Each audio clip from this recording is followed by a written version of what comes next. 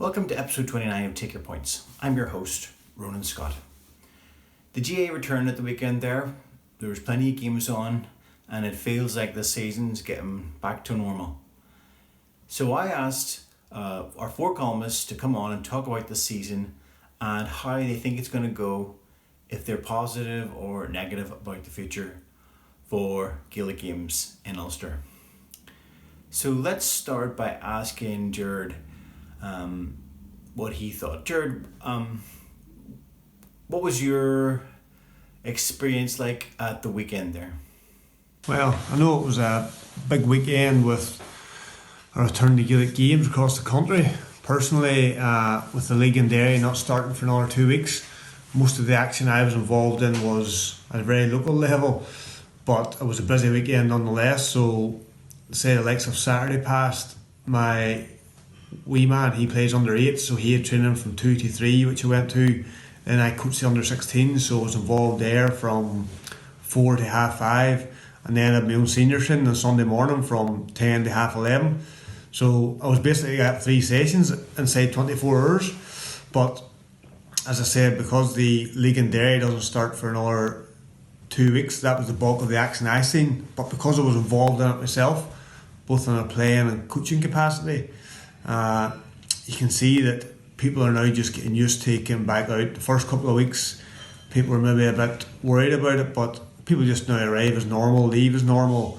Because the weather was generally good at the weekend, people were glad to be out and about on the football pitch playing, and especially for the young ones, I think it's very important for them to get out and get that environment, because they've missed school now for 4 or 5 months. And they need to be seeing their friends and need to be getting a bit of regularity back in their lives. At our level, at senior level, we can deal with it a bit more and be able to process it. But I'm just enjoying getting back out playing too. So our league's not starting for another 2 weeks. So it'll be interesting now to see how that develops. Okay, Fionnuala Carr's here as well. Fionnuala, can I ask you what your thoughts were at the weekend? Last Friday night we had a challenge game, so in the top field in Clonduff, and I was lucky enough to be able to watch some of the Clonduff and Kilcoo men's football game. The game was probably ideal for both teams in that it was a local derby. Kilcoo being beaten All-Ireland finalists, and Clonduff looking to bridge a gap in between their last county championship. The game was very intense and very hard hitting. A few flashpoints throughout the game, and 2 black cards, and I think there was 2 red cards. Will tell its own tale. Clonduff got off to the perfect start with a goal in the first 5 minutes, and then Kilcoo brought their way back into the game through frees. The end of the game itself seen Clonduff down to 13 players and holding on, but they showed great character and able to grind out the victory, whereas Kilcoo will look and see, we weren't that far away. We were putting on the pressure, they were putting on the pressure at the end, and they will maybe feel that they could have got something out of the game, but overall I think Clonduff deserved it and will feel that they maybe could have won it by more. Well, I was also wondering, was there going to be any problems at the weekend, whether crowds or infections? I know there were some issues in North Derry, but Gerard, did you notice any problems? Thankfully now, I haven't heard of any problems as of yet post the weekend from any GAA clubs, but I suppose more pertinent was there was a lot of problems up in the North Derry region, probably from Dungiven upwards. It's well documented there was 10 clubs who had to shut down between Thursday, Friday and Saturday due to COVID clusters within the area, whether related to the GAA club or not. The clubs themselves took the stance that they just felt it was better to be cautious than not, and they all shut down. So hopefully now that the weekend has come, they've all got advice from the public health, and they can take their own advice on it as well. But the clubs have been very proactive in that they realise that the GAA club is the hub in most of their communities. I would know them quite well, and I suppose they didn't want to be seen to take any chances with regard to being a spreader or having someone within the club maybe going out back into the community. I do think it was interesting to note Brian McAvoy on Friday says that while these clubs are taking precautions, and rightly so, he said that having the impact of closing them down as a precaution won't have the positive impact that some might think it will, because unless the people in and around the situation or the people in question are also isolating into the bargain, he says it doesn't really make a difference because they'll just go somewhere else, maybe an indoor setting within the community, and it might even be a bigger issue. But I say I haven't heard of anything post the weekend, but it'll be interesting to note now the clubs up in North Derry, what their plan will be for the week. And I know Derry Hurling League starting on Saturday this weekend, so I know there's a few clubs with fixtures to fulfil in it, so if you just keep your ear to the ground for that. Fionnuala, I wanted to ask you the same question. Did you notice any problems at the weekend? I think the only problems from last weekend were people not being able to get in to support their teams. I know, just from a personal point of view, being able to get back training and playing and being, for sport to be played at a competitive level again is great. It's maybe not the same without the crowds there, but I think people will understand as well with a pandemic worldwide that it's going to take time and people will be back at the games bit by bit. On the probably brighter side of that, we've seen a lot of innovative ways in which you can watch a football match with loads of photographs from the weekend. I think I've seen one with diggers, people standing in diggers and people looking through hedges and trees. So I think the only negative really is, out of everybody's hands, and I think in the next couple of weeks, if everybody keeps minding themselves, we'll all be back watching games sooner rather than later. Fionnuala, was there any positives that you took from the weekend or from the GA returning? One of the big things is, and a big positive from last weekend, is actually sport being back on the TV. As a player, you're looking after yourself and you're minding yourself over lockdown and trying to do what you can in a very limited space or limited area. Then you're able to get back to your clubs and get back training and get into that social circle again by lifting your training to another level. And then the rewards of looking after yourself in lockdown, getting back training, and then the match itself at the weekend and getting back and playing sport competitively while the crowds aren't there. It also was a very intense game last weekend. It just shows the competitive nature of people and competitive nature of sport, and while there was no crowds, there was a great game of football still played. Okay, let's bring Cahal in here. Cahal Carvill's here as well. Cahal, any positives to take from the weekend there? Positives, yeah, there have been positives, no doubt about it. It's great to see teams up and down the country back playing. Great for people to see friends again. Fitness, work on mental health, all of that is great stuff. But it comes at a price, and I still think that price isn't worth paying. I think the way they have structured in terms of supporters and all, it's been well documented. But I don't think there should be any supporters at games until we get a handle on this and until we know more about it. It's not worth taking the risk at this stage in 2020. Forget about the season, the inter-county season. Absolutely forget about it. And the talk of these inter-county teams and management and county boards allowing them to play in and come back train collectively is absolutely madness. The 14th September is there for a reason, but the selfishness of some of these inter-county teams putting people's players and their families' lives at risk, and the GPA has been, as usual, non-existent on this issue. So there's been no leadership from them, and if we were looking leadership from the GPA, it would be hard pushed to get any. They're just keep vested interest happy, and that's all. It's like a lobby group in Brussels or in Washington DC, so they just keep their vested interest happy. As long as their top brass keep bringing in the 100+K a season, they don't really worry. So ultimately the GAA has to take that leadership again. They've trialled it in terms of bringing the clubs back, but I think given the clusters and given the outbreaks around the country, that we need to actually lock this down again, forget about the season, and hopefully look forward to the 2021 season. But as for 2020, forget about it. Cal, I should also ask you your thoughts were about the weekend and the GA returning. How did you feel about it? Personally, I think at this point we really need to take a look at where we are and where we are going in relation to the GAA season, and this is in a situation where the inter-county game isn't even back up and running. The news coming out of Aglis this afternoon in terms of the positive test there, our game against Katie, our old rivals, on Friday was almost put back. There was rumours about a positive test of a Camogie player in the Katie club, which turned out it had actually been negative, but it went ahead.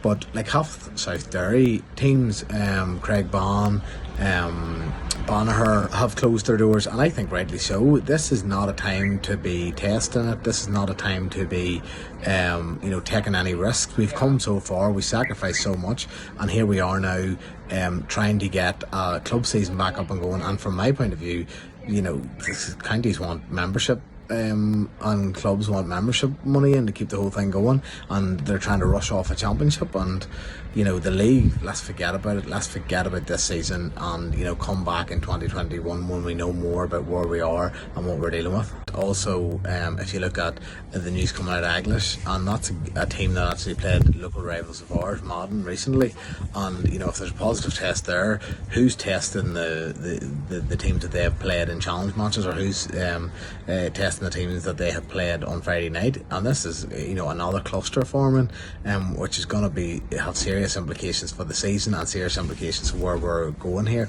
I have been very complimentary of how the GA have dealt with this, and I don't think this is the time to take the foot off the gas. We are at a very precarious position. Phase 3 has been extended down south. The position up here has been it's still look and see, and I know the Assembly have had their own issues in relation to complying with the rules, but certainly I think now is not the time to be complacent, and I really think the best response is get rid of the league. If we're gonna do anything, maybe play a championship, but maybe, and my view would be let's forget about this season, come back next year when we know a bit more. And there's talk of a vaccine, but I'd be very sceptical about that type of talk at this stage.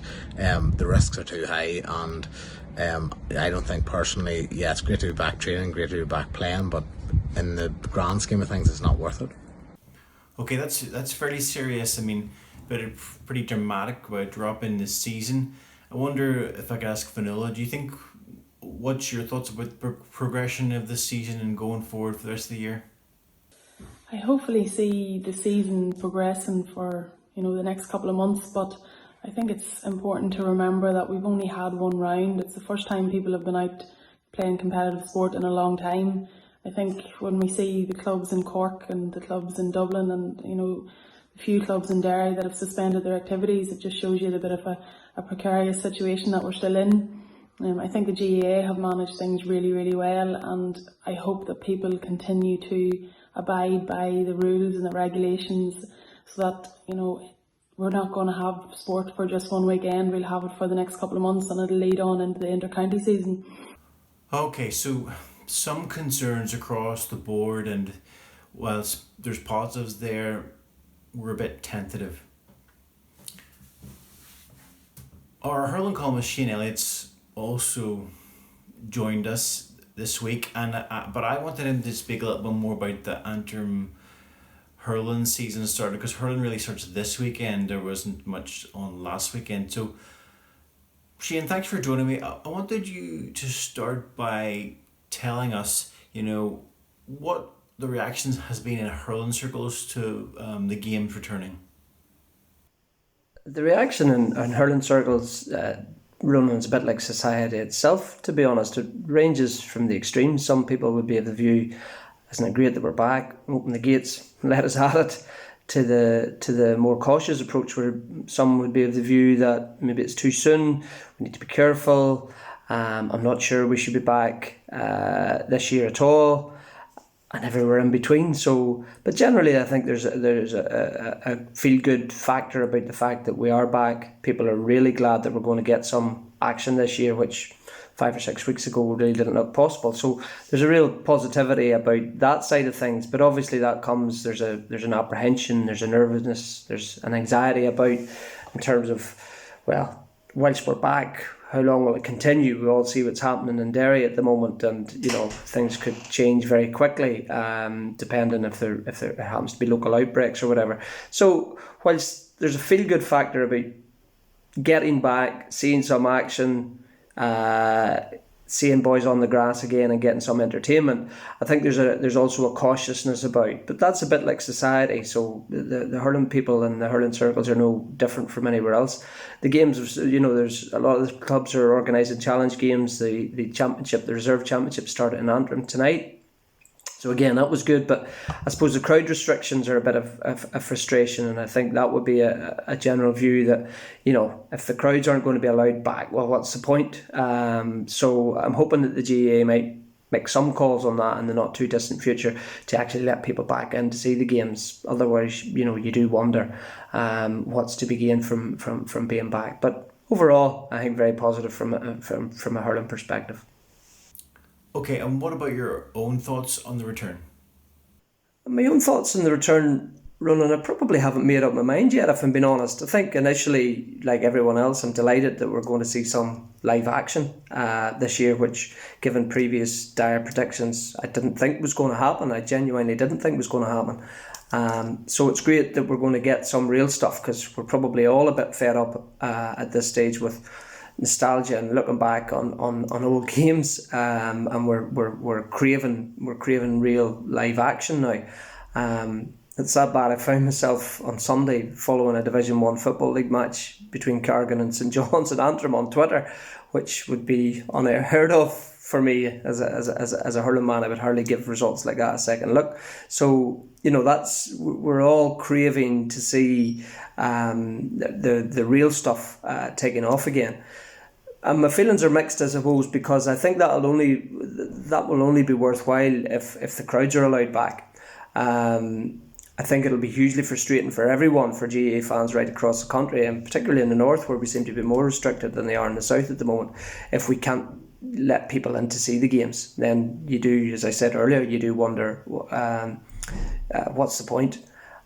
Because hurling and the GAA is all about community, and when the community involvement is reduced because people can't get in to watch games, then it does lose some of its meaning for me. So I'm hoping that the hierarchy can address that, both at political level and within the GAA in the not too distant future. And I think it's something that would need to happen quite soon, because championships are coming right across all of the counties in the next 2 to 3 weeks. So I think it would be great to see that addressed. Though having said that, I totally understand the need for caution.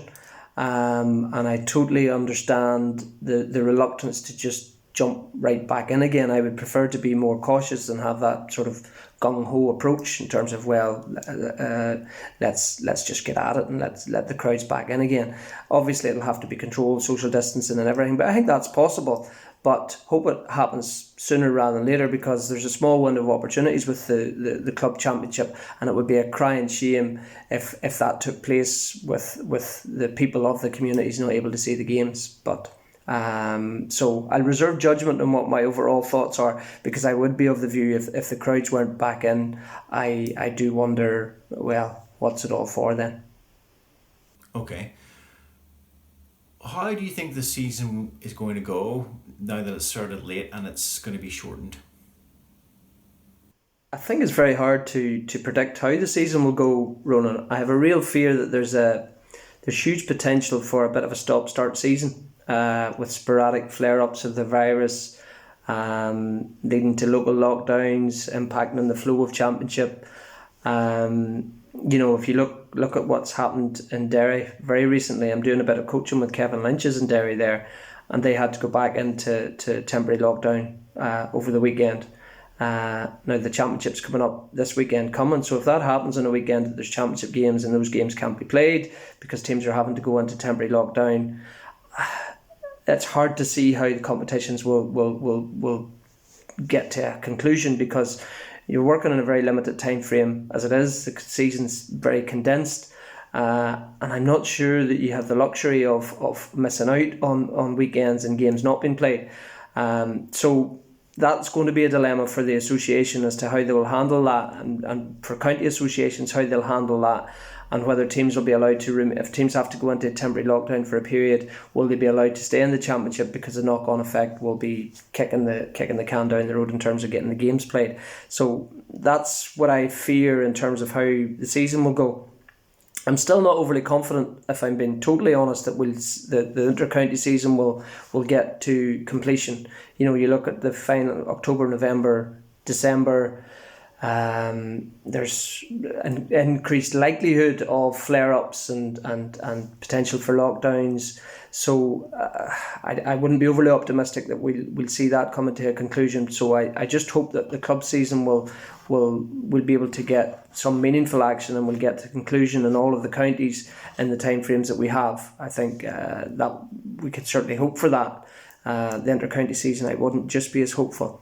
As far as winners and losers, as how the season, I think the usual suspects, and both county and club level, I think will come to the fore. Although with the limited preparation time, I suppose it does open the door for an underdog to come through and make an impact this year, because teams haven't had near the same time to do the preparation that they would like to do. So that could throw up surprises. Teams could be off form. You don't have the same chance to get up ahead of steam. You know, you've got a very short window to find your form. You don't find the form, you could be quickly, your season could be quickly over. But in most of the counties and the clubs, I think it'll be the usual suspects. The top teams will come to the fore once again. Okay. And finally, do you think the outcomes are going to be any different now that it's finished this way? I think this season's going to be the most unusual one we will have ever come across in our lifetime. So I think the differences from a usual season are way too numerous to mention, Ronan. There are many challenges for both managers, coaches and players. I think the impact and the big difference will be that I don't think there will be the same level of intensity and meaning as there would be in previous years. I think the managers and coaches will face the challenge of very quick turnaround times for important championship games, a higher likelihood of injury. If you're working with a limited panel, that will certainly put pressure on management teams. Dual clubs will find it extremely challenging. I look at the fixture schedule in Antrim, and for true dual clubs, there's huge balancing act there for managers to protect players, to feel that they have their team right and fresh and ready for championship. And very often they could be coming into important championship games with maybe 4 days rest for players, which generally isn't enough if you want them to be at their peak. So you could see games, I think there's the potential for the quality to drop a bit, and the games fitness levels won't be what they would have been in previous years, because teams haven't really got that sort of proper pre-season under their belt. Hurling is a skill-based game. You need to be playing it, you need to be hitting ball, you need to be striking ball, you need to be catching, you need to be working on your touch, and teams won't have had the same opportunities as they would have done in a normal season to do that. So a lot of managers and coaches will be going in apprehensive about where they're at. They probably won't know where they're at because they won't have played any real league games, they won't have played any competitive games to get a true sense. And sometimes it's only when you're sprung into the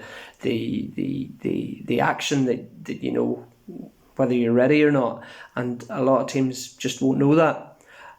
So that'll be a big challenge. If your reduced practice will lead to reduced quality, so teams will find that a struggle, and I think the big difference is the season will be over in a blink for many, and I don't think there's anything we can do to avoid that. But you could have teams getting 1 or 2 games and that's their year gone. Club players getting 1 or 2 games and their year's over. And that's a frustrating thing, but that can't be helped. The GAA have tried to do their best. They've tried to give the clubs priority, which I think is the right thing to do. They've tried to give the county game its place to try and please everyone. They've stood down the provincial championships, which again was probably the right thing to do because it's hard to see where they would have been played.